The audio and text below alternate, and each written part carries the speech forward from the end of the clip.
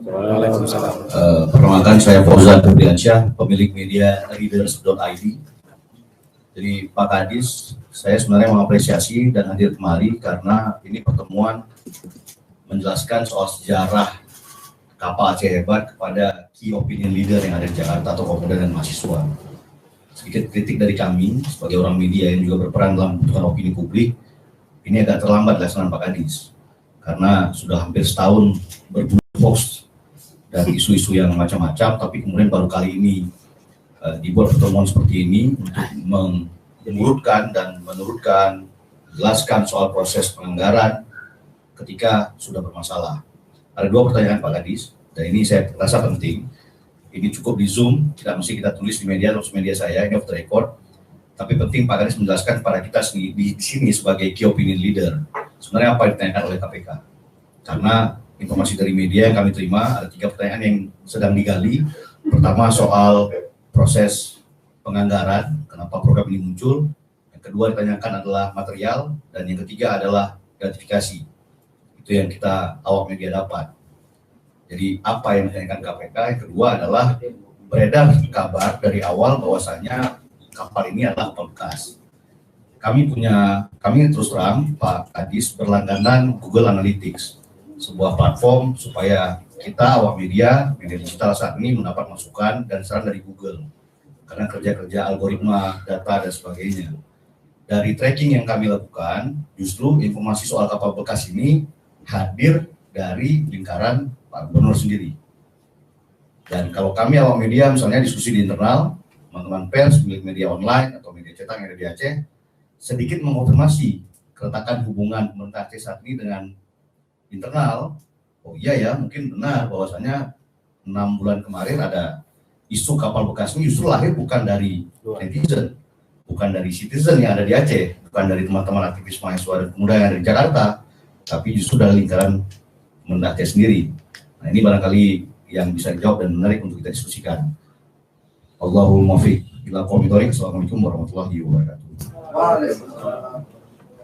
Terima kasih kepada Bang Fauzan. Saya pikir pertanyaannya sangat menarik juga. Kemudian terkait ini, saya ingin ke Adinda Fauzan ya, yang berarti serius di media dan masih mahasiswa ya?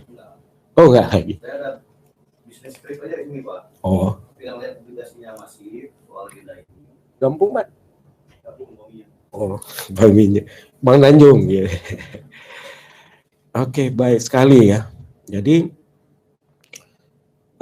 saya kira kalau memang terlambat diskusi ini, ya kita tentu atas nama pemerintah Aceh, saya pribadi atas nama pimpinan Dinas Perhubungan Aceh, mohon maaf ya, mohon maaf bahwa tidak masif kita melakukan pemberitaan atau tidak melakukan hal-hal seperti ini. Ini Pak Al mesti rutin ya kan? Insyaallah. Mesti rutin. Tadi juga kita juga tidak melihatlah tidak Dinas Perhubungan saja, tetapi ada semua pihak tentu secara teknis Dinas Perhubungan tidak ahli dalam berkomunikasi, mungkin ada kekurangan-kekurangan. Kita terus melakukan persiapan-persiapan, tapi tentu ada Humas, ada Kominfo, ada dan berhubungan dengan penghubungan dekat-dekat tuh kan. Hari ini bekerja sama untuk mencarikan solusi ini. Saya kira ini dicarikan formatnya, masukan dari mahasiswa, adik-adik mahasiswa apa yang baik gitu kan, yang agar silaturahmi tadi kata moderator kita. Ini kan silaturahmi, yang paling penting kan silaturahmi. Ini kita tingkatkan lagi. Tetapi di dalam kembali lagi bahwa desain, publikasi terhadap Renstra di Stup Aceh tentu sebagai informasi-informasi wajib yang mestinya kita siapkan di Stup Aceh itu ada di website. Di websitenya sudah, tapi pengunjung kami memang masih rendah karena kita nggak boleh bikin sebenarnya saya kepingin juga diskusi sama tim, namanya di kita itu ada tim ICR ya. Innovation Center Room ya. Itu apa namanya, sekali-sekali kita bikin hoax juga ya terkena ya. Tapi kan pemerintah nggak boleh ya. Atau mengikuti naluri saya sekali buat kejutan misalnya gitu. Tapi pemerintah juga ada tata krama yang nggak boleh dilampaui dalam media ini. Maka kita hanya teknis saja gitu. Mungkin saran Adinda Fauzan agar karena kita sadarilah ada, kalau sudah lagi keledai dan urusat ya, ke depan kita harus memperbaiki lagi kan. Tatanan pemerintah Aceh ini harus mencari solusi dalam menyampaikan informasi karena udah liar kemana-mana. Adinda kita Gunawan ya tadi itu padahal mungkin udah atau ikut di ujung webinar kita hari ini ya, karena data-datanya udah tersampaikan tadi. Kemudian saya ingin menyampaikan kepada Adinda Fauzan bahwa ini pribadi ya, di pertanyaan tentang apa yang ditanya KPK gitu. Itu WhatsApp yang masuk nanyain gitu supaya kan para kawan-kawan kan, para wartawan juga yang menulis gitu, nanyain kira-kira intinya hampir sama kayak gitu. Intinya kira-kira apa ya yang ditanya KPK pada saat pemeriksaan. Saya ingin menyampaikan dalam kesempatan ini sebagai pejabat pemerintah sampai dengan hari ini bahwa saya dipanggil rahasia. Jadi sifat pemanggilannya rahasia gitu. Jadi informasinya tentu rahasia. Ini bukan bela diri nih ya. Terus yang kedua, pada saat buat berita acara ditulis lagi itu bahwa itu rahasia. Rahasia negara. Kalau saya yang sampaikan, tapi kalau KPK-nya yang menyampaikan itu boleh. Ini tentu kita menghormati lembaga. Jadi menghormati lembaga. Lembaga KPK ini kan nggak boleh nanti ada pernyataan saya ini bisa bermasalah. Saya tidak mau. Ini yang diperiksa adalah dipanggil secara khusus Kadisub Aceh Junaidi untuk hadir pemeriksaan tentang pengadaan kapal ini. Intinya tentang pengadaan kapal ini. Apa yang saya sampaikan dalam presentasi hari ini adalah apa yang saya sampaikan di sana.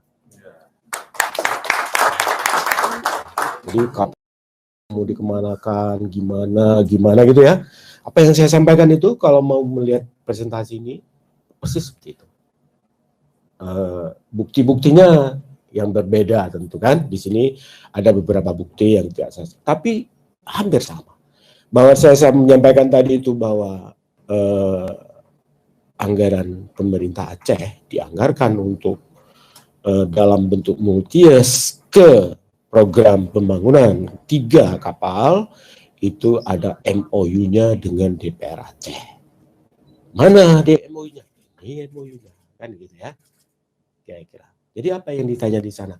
Isinya itu kira-kira. Tidak benar kalau ada yang tadi. Yang tadi itu saya nggak mengulang juga. Saya takut dengan yang tadi itu ada material nggak benar dan sebagainya kan. Karena kita itu kan udah menebak-nebak. Karena kita kalau udah masuk ke situ ke material itu mestinya ada pembuktian-pembuktian dan sebagainya. Tapi seluruhnya sudah kita ini. Saya tidak mungkin sebelum saya jawab ke Zulkarnain, saya ingin balik ke Husnul ya. Husnul tadi juga menyampaikan bahwa kan terjadi gonjang-ganjing di sosial media dan media tentang pemeriksaan pejabat Aceh di KPK.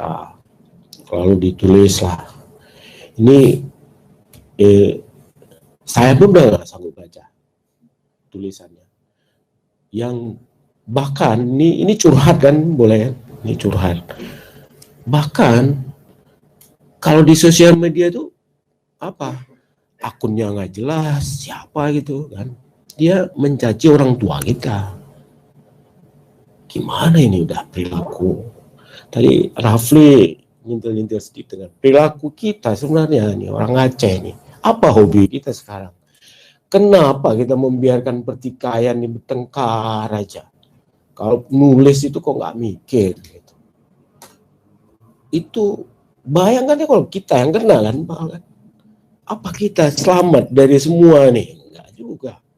Jangan berpikir bahwa hari ini dia mencerca saya, dia tidak akan dicerca atau anaknya tidak akan dicerca orang lain di suatu saat. Ini emosional bidangnya, emosional. Kenapa? Kalau membaca orang tua kita udah nggak ada dimaki-maki, siapa yang nggak marah? Sakit hati. Ini urusan kerja, ada pertanggungjawaban. Profesional aja, tunggu aja hukumnya, tunggu aja yang benar. Tadi Husnul sampai fotonya pun direkayasa. Itu gimana udah perilaku kita? Apa kita terus senang kalau Aceh ini bertengkar aja kerjanya? Waduh, saya jadi menceramah, bukan tugas saya itu ya, bukan tugas saya itu. Jadi saya KPK ini ingin menyampaikan bahwa untuk sementara waktu pemeriksaan berjalan baik. Kita sudah menyampaikan semua data, apapun yang diminta, detail sekali, semuanya. Apa yang detail itu? Artinya ada volume di dalamnya. Kami sudah menyerahkan kepada KPK untuk dipelajari. Bahkan saya nggak apa-apa dong kalau bukan itu. Sebenarnya kan saya bilang tadi pertanyaannya rahasia, tapi ada kisi-kisi yang saya sampaikan yang nggak rahasia ini. Kami sudah menyampaikan operasional Aceh Hebat itu logbooknya kapal. Ini sangat teknis kan? Ada yang paham logbook di sini? Satu orang aja. Yang paham logbook kapal ada nggak? Biasa kalau ada yang paham saya nggak mau cerita lagi maksudnya. Jadi logbook itu adalah mencatat aktivitas kapal dan mesin. Ada dua logbooknya, dek dan mesin. Setiap saat, setiap jam. Kecuali jika ada sesuatu yang terjadi di luar normal, maka harus dicatat, bukan di jam itu. Berarti kalau di pesawat apa namanya itu? Logbook juga. Logbook juga. Sama ya? Sama. Jadi ada. Jadi kalau itu di koran lalu nulis kapal mati 3 jam, gitu, gimana sih? Kapal bekas. Apa alih itu? Saya bingung jadinya. Tapi kalau kita nanti menulis itu tidak betul, itu digoreng lagi, jadi masalah lagi, gitu kan? Jadi saya ingin menyampaikan, kita udah nyampaikan ke KPK, lognya yang menyatakan apa betul kapal Aceh Hebat itu mati 3 jam tengah laut. Kalau 3 jam kapalnya mati di laut, itu udah ke Kolombo, ada lagi di bawah arus. 3 jam, hanya mati genset 20 logbook. Saya mau tampilkan, ada yang mau, tapi saya udah tanya. Kalau ada yang paham, saya mau nambahkan. Saya udah suruh siapin sama Pak Kiki. Karena takut saya ada, tapi kalau yang nggak ada, sama bodohnya sama saya ngapain kan? Nggak ngerti kita logbook nih. Tapi Bapak Ibu sekalian, ada catatannya. Genset dipindahkan dari genset 1 ke genset 2 karena dua genset itu ada pada saat di pelabuhan itu gensetnya kan tetap hidup, listriknya pun disuplai. Pada saat berlayar ini harus diganti. Sistemnya adalah digital, otomatis gitu ya. Pencet ini hidup sana. Ada kan human error, manusia salah tekan gitu. Teknologinya tinggi, belum tentu operatornya tinggi. Moto GERD udah hebat gitu, yang nggak benar juga bisa salah. Nggak hidup, Pak. Mesin keduanya juga mati, blackout. Pindahkan ke manual. Jadi semua sistem begitu digitalnya nggak bisa jalan, kan pindahkan ke manual, hidupkan kembali. Pada saat kapal gensetnya sudah hidup, kan harus dihidupkan dulu navigatornya, posisi dan sebagainya, baru pelan-pelan hidupkan ke penumpang. Jadi salah itu. Tapi kok berani, kok boleh etikanya sekarang ini di dalam media menulis seperti itu? pemerintah Aceh saya kira harus menuntut ini. Tapi ya sudahlah, tahan badan istilah kagelah, tapi kira bangunan gitu. Dan yang bodoh itu ganti, salah lagi. Tapi ini kan tidak benar juga. Kita dihina-hina seperti ini gitu. Jadi saya ingin menyampaikan tadi ada persoalan kita di KPK ini, ya biarlah nanti. Saya juga nggak bisa menjamin bahwa saya tidak salah, karena korupsi definisinya adalah memperkaya diri sendiri atau memperkaya orang lain. Ya silap-silap memperkaya orang lain jadinya. Kan itu masalahnya. Mana tahu kita? Juga nggak tahu lah. Saya mohon doa lah dari semua. Saya nggak melakukan apa-apa. Mungkin terakhir ya untuk Adinda Zulkarnain, bagaimana urgensi pembangunannya? Saya sebenarnya sudah berusaha tadi dari awal itu ada tata ruang, kesenjangan antar wilayah, lalu ada indikator-indikator peningkatan jumlah penumpang, data-datanya itu di tahun berapa naiknya berapa persen, tadi bisa dibaca lagi, karena kalau saya jelasin satu persatu mengulang ini juga tadi udah di-cut gitu. Mungkin kalau disuruh ulang, urgensinya di sana bahwa pada itu puncak itu kan saya sampaikan, kalau di Sabang itu kondisinya sudah sangat baik itu transport yang sudah karena lagi lambuku lah bahasanya. Karena apa? Dekat sekali udah waktunya akhir pekan melonjak ya. Nanti waktu Lebaran meningkat lebih tinggi gitu kan. Jadi tidak bisa lewat orangnya, jumlah wisatawannya nggak bisa lewat, kendaraan ada yang terjadi penumpukan, barang yang itu terjadi kelangkaan. Kalau di Sinabang tadi Pak Kadisnya yang sampai ini, bukan saya di Pak Mul lah. Saya tapi sama Pak Mul kan persaudaraannya sudah lama, sama-sama program dulu saya udah bersaudara sama Pak Mul ya. Saya orang Sinabang yang sudah orang Sinabang masih bisa hitung yang sudah ke Pulau Siumat. Pak itu sudah ke Pulau Siumat ya. Itu jauh ke Pulau Siumat itu dari Sinabang kita ke pulau, dari pulau ke pulau yang jauh. Ya Pak Mul ya. Jadi kalau di Sinabang itu memang berat kali, Pak. Cuaca buruk 2 hari, kapal nggak bisa bergerak, tumpukan di Labuan Haji itu udah panjang, Botomat ke Hajet ke ke Saus. Kita melihat sederhana aja, masyarakat Simelu akan berhemat tomat, tapi kerugian dari transport itu menyebabkan pengusahanya jatuh, awak memotonya hanai bayu, kaiko gaji atau menyentat dakara dipecat gitu. Itu efek-efeknya jauh dari transportasi ini. Jadi urgensinya bisa kembali dibaca pada presentasi yang sudah saya sampaikan. Saya berharap sudah bisa sudah di-share di sini, bisa diambil. Proyeksi kemanfaatan insya Allah akan kami, ini proyeksi ya, proyeksi kemanfaatan Zulkarnain. Itu kami transit edisi 100 hari operasional itu sudah kita mewawancarai pedagang kelapa dari Pulau Banyak gitu. Kemudian bagaimana kalau kondisi tangkap hasil tangkapan ikan di Pulau Banyak itu pada normalnya dengan kondisi sekarang. Mereka bisa setiap hari ada kapal kan sekarang, Pulau Banyak lihat dulu belum bisa gitu. Mungkin seminggu 2 kali. Itu kalau kapalnya normal, kalau sakit ya udah. Dan mereka berangkat dengan tadi mungkin nanti ada cuplikan sedikit, mohon izin Pak Al, nanti ada cuplikan video pendek yang kita buat untuk melihat kondisi kawan-kawan di lapangan.